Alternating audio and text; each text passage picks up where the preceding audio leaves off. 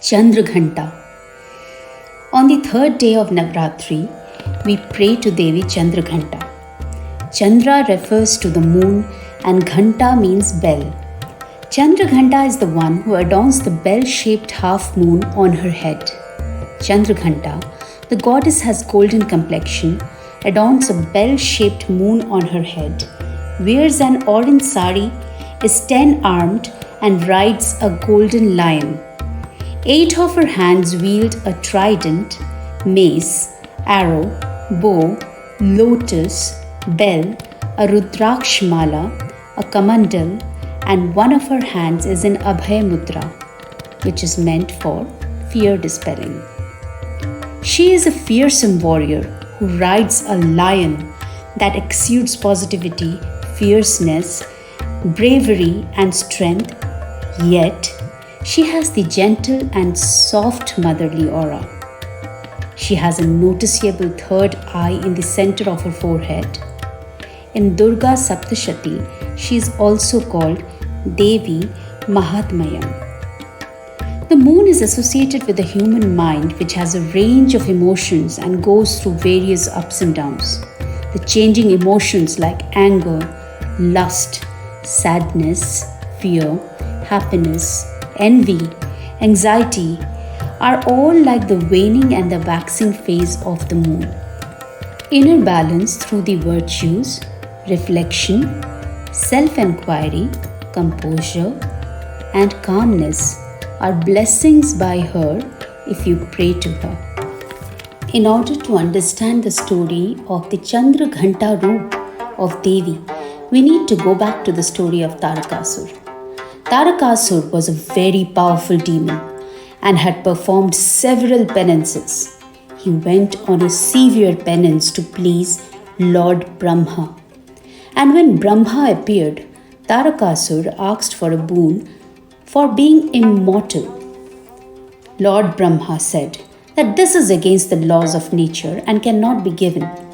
But he can only give him a boon that his death will happen only in a certain circumstance. Jatukasur very smartly asked for 2 boons, one of being invincible and the other that he will be killed only by Shiva's son. Lord Brahma granted him his boon, and then Jatukasur and later his sons created a havoc in the heaven.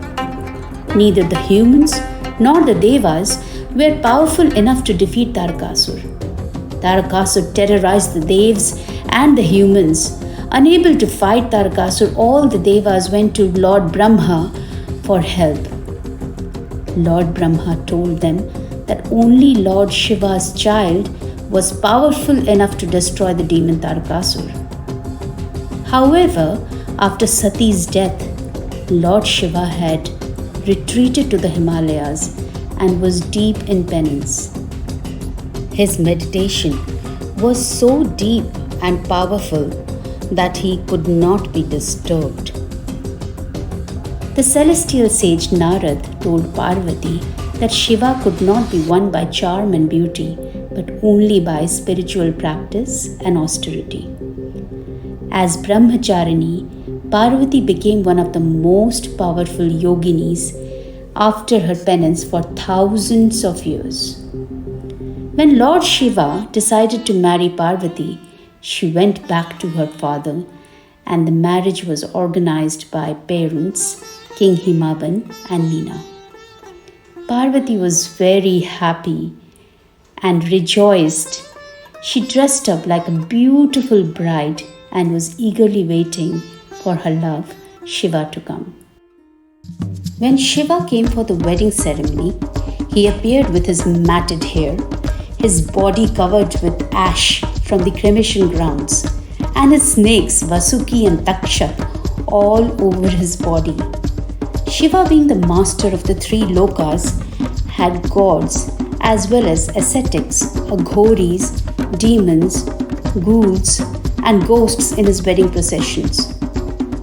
His looks were so intense and imposing that most of the relatives and guests of King Himavan were shocked, petrified after seeing this sight.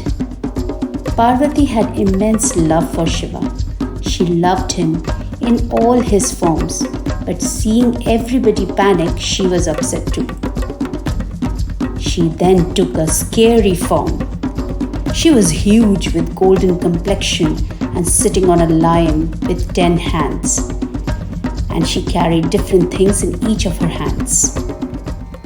She closed her eyes and with a pure heart requested Lord Shiva to change his avatar to a presentable groom and also to bring along a procession that is acceptable by everyone. Lord Shiva transformed into his handsome avatar, which is also called as Kalyan Sundar, Chandrasekhar or Sundareshwar, and his wedding procession too transformed and comprised of gods, goddesses, Dev and Devis. Shiva and Parvati married with a lot of pomp and show and celestial blessings. Parvati accompanied Shiva to Kailasha. As a new bride, she was new to the cunning ways of the Asuras, Daitya, Danava and Rakshasas. The Asur Tarakasur got restless with the union of Shiva and Parvati. To disrupt the harmony of the newlyweds, Tarakasur sent the wicked bad Asur, Jatukasur. Shiva was in deep meditation and Parvati went to seek his help. Shiva was in his sadhana but empowered her with inner strength and power to fight Jatukasur independently.